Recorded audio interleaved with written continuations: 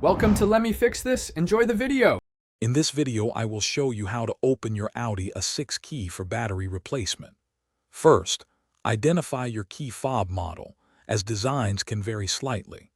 Begin by locating the small release button, usually found on the back or side of your key fob.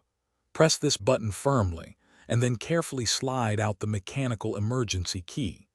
This key is essential for manually unlocking your car and also provides access to the battery compartment. With the emergency key removed, you will now see a small notch or seam along the edge of the key fob. This is where the two halves connect. Take a small flathead screwdriver or a coin and insert it into this notch.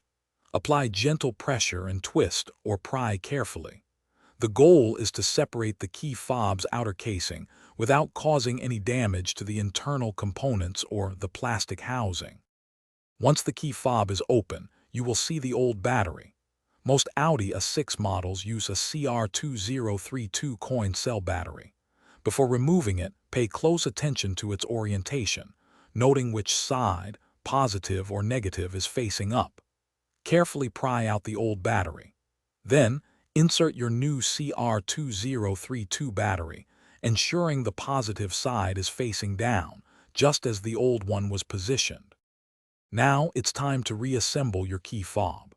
Carefully align the two halves of the casing and gently press them together until you hear a satisfying click, indicating they are securely fastened. Next, slide the mechanical emergency key back into its slot until it locks into place. Finally, test your key fob by attempting to lock and unlock your Audi A6 to ensure everything is working correctly. You've successfully replaced your key fob battery. Thanks for watching. If you found this helpful, don't forget to like and subscribe.